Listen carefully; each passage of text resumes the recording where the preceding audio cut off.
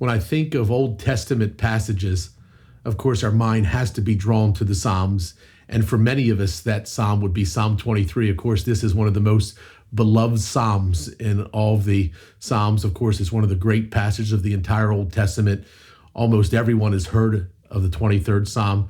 You think about the Lord is my shepherd. And so just for a moment, I'm drawn to this verse. I think sometimes we read through Scripture, we become very acquainted with the Scriptures we're reading, and yet sometimes we realize that we've skipped over some of the great truths, some of the great treasures that can be found. And I think of the Lord as my shepherd, and just in this one first verse of the 23rd Psalm, there is such incredible treasure. The first word I'm drawn to is the word Lord.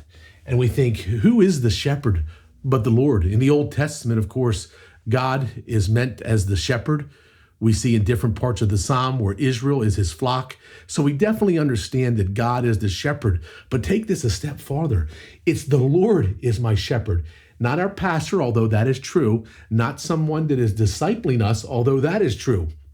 In the context of this passage, it is the God of the universe, the creator, the sovereign one, the holy God.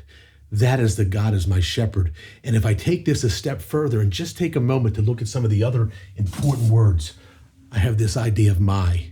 Not only is God the shepherd, not only is God the father and shepherd of Israel, but he is my shepherd. And I start to personalize this idea of God as my shepherd. But when I think shepherd, okay, shepherd, what does that shepherd mean to me? And I think of all the words that come to mind: provider, protector, caregiver, the one that brings peace and brings provision. And so all of these terms start to come out of shepherd, and yet it draws me back that he's my shepherd. So I can now say he's my provider. He's my protector. He's the one that takes care of Dave Moyer. It's this personal idea. And sometimes we read through this verse and we get this big picture of God. We see this universal picture of God, but I'm drawn back to the idea that Dave Moyer has a shepherd. And of course, when we move on to the idea of shepherd, we go to Ezekiel and we think of the promise of a great shepherd that would come, and this great prophecy of Jesus, the Messiah, is fulfilled in his life, the incarnate God. And we think of John 10, and Jesus is the good shepherd, and people know his voice, the sheep know his voice.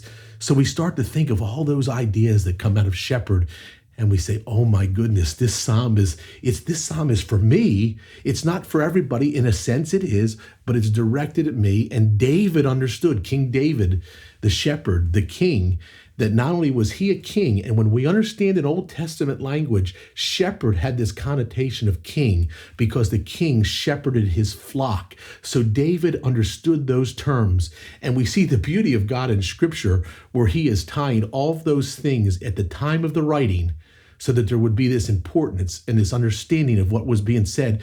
But even David understood as the king of Israel, as the great shepherd of his people, that he also had a shepherd. And then finally in this first verse, we see this, I shall not want. What an amazing thing. However, sometimes we even misunderstand what I shall not want means. And so when I read through this, I know that the real meaning is, I shall not be in want. This is not about my desires. This is about, will I lack anything? And David understands, because God is his shepherd, he will lack nothing. What a great way to start the day with the Lord as my shepherd.